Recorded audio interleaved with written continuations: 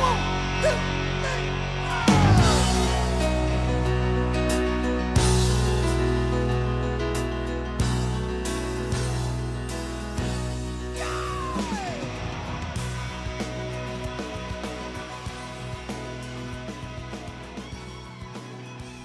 Well, good morning. Welcome back to the Broadcast Retirement Network.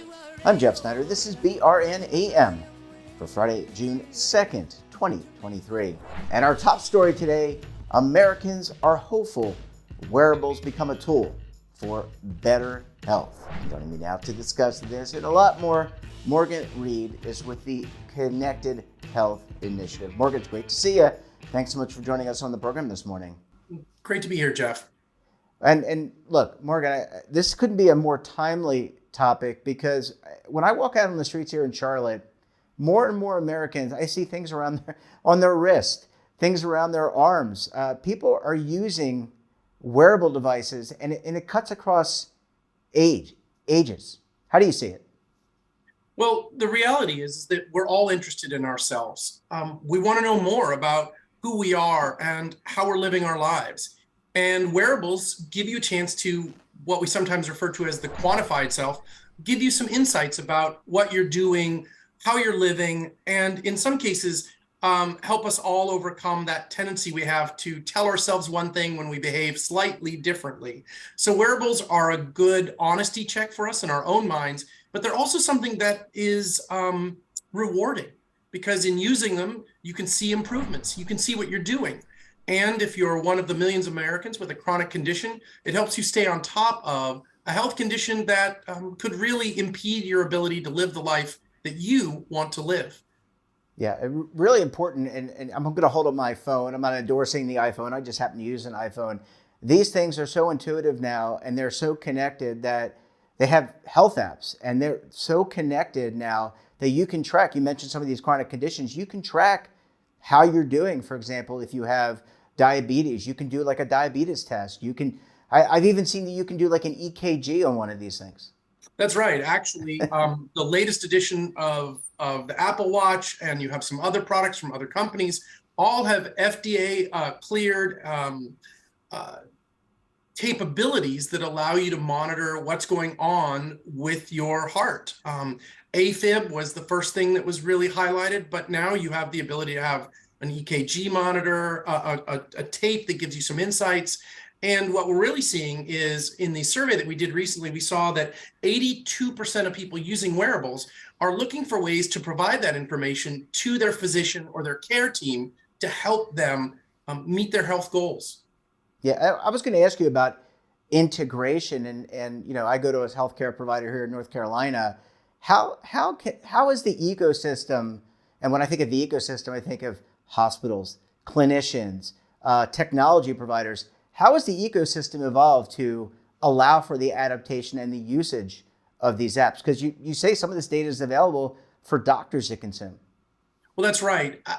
What we're seeing is a massive shift in the healthcare system to figure out a way to solve a bit of an unsolvable problem. I'm sure that all of the viewers here have had that experience of the difficulty of getting a doctor's appointment when you want it. Well, the reality is what you're experiencing isn't rare. Right now, America figures we're somewhere between 30 and 90,000 physicians short. And by 2035, we'll have 70 million Americans over the age of 65, of which the vast majority will have one or more chronic conditions. Now, that isn't life-threatening, but it's the things that you have to monitor: hypertension, diabetes, et cetera. We frankly don't have enough doctors to do the kind of medicine that we as Americans feel that we deserve and want to have when it comes to it. So it's really about us and figuring out a way to keep track of what's going on and be an engaged rather than passive patient. And so right now, the integration of these systems are working. So when you collect the data safely and with privacy in mind, how do you use interoperability to send it back to your doctor? Right now, most of the major platforms are working with physicians to provide, here's a technical term, APIs that allow that data to flow back and forth between your device and the physician and the EHR. It's still nascent, but it's something you should ask your doctor about and say, if you're getting a sleep test and you have a wearable that monitors your sleep, ask your doctor, do they have a way to take that data? And if they don't, say, hey, I think it'd be great and useful. But we're right on the cusp of it. There have been new laws passed in recent years to make it easier, and we're hopeful we'll see that branch out, because we frankly don't have enough doctors. Yeah, and by the way, we don't have enough nurses and physicians assistants. And we've also done a show, we don't have enough veterinarians, by the way, but that's a whole another topic. We'll talk about doggy wearables in another show. Morgan, Well, I'm happy to come. My wife's actually a veterinarian, so okay. Well, maybe we'll talk. We'll talk about the wearables that my cats can put on their, I don't know where they, on their paws. Morgan, I need to take a very quick break. When we come back, we're going to talk about privacy, maintaining privacy, and a lot more. You're going to want to stay tuned right here on BRN AM.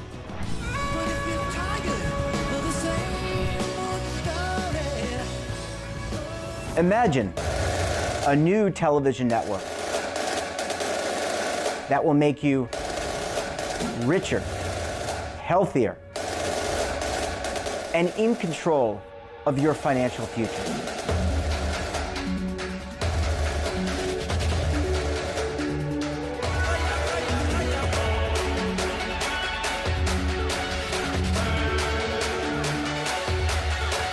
This network is for the policewoman in Nashville, Tennessee, the baker in Dubuque, Iowa, the teacher in Lexington, Kentucky.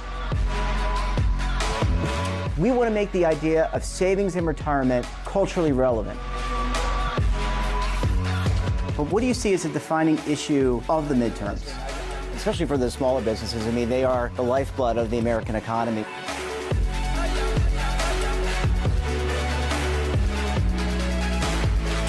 Featuring exclusive interviews, current affairs, and docuseries. 33 years old, you retired early. The philosophy is money only matters if it helps you live a life that you love. But you got to start thinking about retirement as soon as you get in. The Broadcast Retirement Network will drive very high engagement with premium partnerships. So this isn't retirement and savings for your parents or grandparents. This is for all Americans. And we're going to change the way you think about money.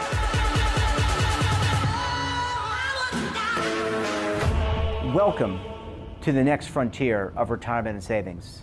This is BRN, the Broadcast Retirement Network.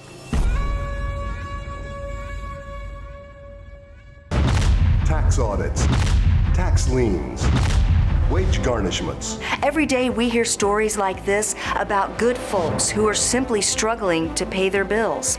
Each of them are living a frightening IRS tax nightmare, and they are afraid it will destroy their lives. I'm a divorced single mom, and my ex-husband left me and the kids with a lot of unpaid bills, including unpaid taxes. I was really starting to show my stress on my kids because the IRS had sent me a letter demanding a huge payment from me. I couldn't afford it. So then the IRS was threatening to garnish my wages. I'm already living paycheck to paycheck. That would have put me over the edge financially. It truly seemed hopeless, but then a friend at work told her to call the tax relief line. The people at the tax relief line, they told me about something called innocent spouse relief. They worked it out so that all of the taxes from my ex are not my problem. I don't know how that works, and I don't care. All I care about is that I don't owe the IRS a dime, and they are not going to take my paycheck. Even if it seems hopeless, you should call the number on your screen right now. There is absolutely no cost for the call or the consultation. You are under no obligation. If you are worried that the IRS could garnish your wages, seize your assets, even take your home, call us right now. The Tax Relief Line is here to help you. Now you have a knowledgeable, professional team of tax experts that are ready to negotiate with the IRS and fight for you to save you money. The Tax Relief Line's professionals have successfully negotiated thousands of cases, reducing and sometimes even eliminating the tax debt for their clients. It's very easy to get started. Simply call the number on your screen right now. You don't have to live in fear anymore. The call and the consultation are free. Well, Morgan, thank you so much for sticking with us. Really appreciate you hanging around for segment number 2 this morning. Great. Always good to talk about wearables and healthcare. Yeah, and look, I want to broach this, sensitively. I want to broach this next topic with you, and that is privacy. I think a lot of Americans, myself included, concerned what happens with the data that, I use a Polar H10, or I think it's a Polar H10, when I row every morning. So what happens with that data? How does privacy and safeguarding that privacy fit into the development and usage of these wearables, especially across APIs that you mentioned in segment one? Well, Jeff, it's a great question. And it's one of the things that most Americans know the least about. Everybody's heard the word HIPAA, and I'm here to tell you that in almost every case, it's not HIPAA, right? It never is HIPAA. HIPAA is actually very narrowly scoped to what are called covered entities. And for the ease of your viewer, a covered entity is essentially your hospital, your doctor, your nurse, your practitioner of medicine, and the companies that actually support them directly. If you're using a consumer wearable, you're bound by a different set of rules for your privacy. And in that case, it is a more traditional caveat emptor situation where what have you agreed to when you clicked that list? Now, in general, companies like Apple, to a certain degree, Google, Microsoft, and others, they have a powerful brand and they want to preserve it. And therefore, when you see a company, some of those companies out in front saying, here's how great we are in privacy, that's true, and they're being honest. They have to be, because if they don't, they get investigated by the Federal Trade Commission and they run into a series of problems. So you can listen to what some of the big guys are saying. But here's the question you always have to ask yourself. If you're getting vital health information and you're not paying for it anywhere, then your information is probably being used to provide you advertising. And you have to make a decision if you're comfortable with that exchange. But that's what's happening. If you're not paying for it, someone else is, and it's likely to be someone who wants to show you an ad. And that, for some people, that's great. Yeah, and I agree. I think it's being caveat emptor, buyer beware. These are the things that there's a balance. And it's just like streaming television. You can either pay for Netflix or you can do the free with ads. You're going to get ads somewhere. You mentioned Google and Apple and some of the the entities that regulate them. How are lawmakers doing, and both lawmakers at the federal level and the state level? Because there are federal privacy laws now, or at least they're looking at them. But every state now, there are 50 states in our union, so they are looking at, I would imagine, different privacy laws as well. Oh, Jeff, you talk about the subject that keeps me up at night. So something that most Americans don't realize is that the United States doesn't actually have comprehensive privacy laws. We have specific laws for specific areas. There's a privacy law that helps you with your financial privacy. There's a law, as we said, that deals with healthcare, and that's HIPAA. There's even a law that deals with your record as a student called FERPA. Always a great name. But when it comes to an overarching privacy law for all of your data and all of your expectations, there really isn't one. And it's a place where the United States is way behind the rest of the world. Europe has their own. Pretty much every other developed nation has some form of comprehensive privacy law that helps everybody know what the rules of the road are and helps businesses appropriately behave. In the United States, however, what we have is an amalgam, a glued together grouping of state laws. Right now, there are this year alone 287, I believe, different pieces of legislation that have been introduced in the states on privacy. And what makes it really hard, and what makes it hard for consumers and for businesses, is sometimes they conflict. You might have one place that says, if you gather people's data, you need to do this with it. Other states say, well, you need to provide people the way to get rid of it. If there's a breach, some states say you have to tell the police first, then tell the customer. Some places say tell the customer and then tell the police. So from a business perspective, we don't actually have a unified picture of our health and our privacy and security world. So it's a great point. And that's why I go back to my first point, which without that legislation, it is in America a bit of a caveat emptor, a little buyer beware, and you need to be thinking about what you're doing. Now, in the case of health information, there is a higher level of expectation. And I think that's a good thing. And most consumers should know that if you're giving your health information to someone, there is more that can be done. If you feel your health information has been misused, you can contact your local state AG. That's the Attorney General, and you can reach out to them and say, hey, I don't think this company is using my data in the way I expect, and it's my health information. there is a sense that that is more sensitive, more personal, and is something that in most cases states protect with more vigor. So Morgan, the last question, and I could talk to you about this stuff for hours, and we'll bring you back to talk more. But let's talk about last question about artificial intelligence and the future of the devices. And I know several years ago I had someone on. We were talking about now the toilet can read your urine to determine whether or not you have a high sodium level, for example. So what's in the future? Are we headed towards? We're all going to have not wearable toilets, but readable toilets. Maybe the toilet isn't the best example, but what we're really looking at is how do you move people from passive to active when it comes to their health? And so if you need to keep track of your sodium, then I think it's a great idea if you have a toilet or another device that does it.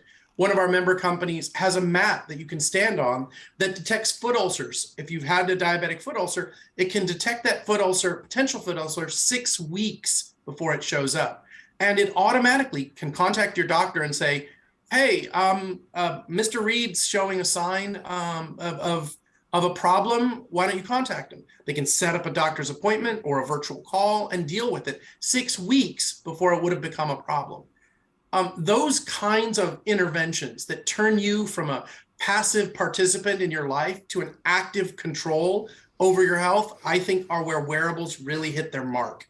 Whether it's your sleep, your weight, your hypertension, your diabetes, or just, hey, I want to run a marathon, being knowledgeable about what's going on inside your skin helps all of what you're doing on the outside and how you interact with the world. Yeah, well, they certainly say that healthcare is the largest expense, or one of the largest expense is in retirement, hence the need for a lot of retirement assets. And Morgan, we're going to have to leave it there. Really important topic, really important information. We look forward to having you back on the program again very soon. Absolutely, Jeff.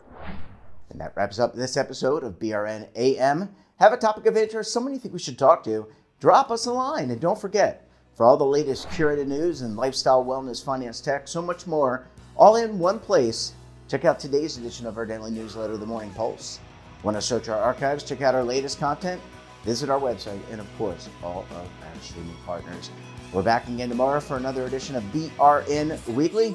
We'll be breaking down all the market events for the week, and then we'll be taking a look back at some of our best segments as well. Until then, I'm Jeff Snyder. Stay safe, keep on saving, and don't forget, roll with the changes.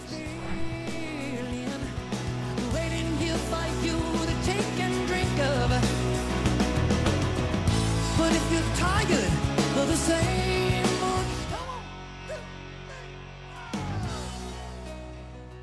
Now is your opportunity to co-create content around any topic on the first lifestyle and wellness network. Reach a global audience through our platform and co-own exclusive branded content. All of our programs are available on demand and also as audio-only podcasts, so you can take us on the go. Broadcast Retirement Network, available anytime, anywhere, and on any device.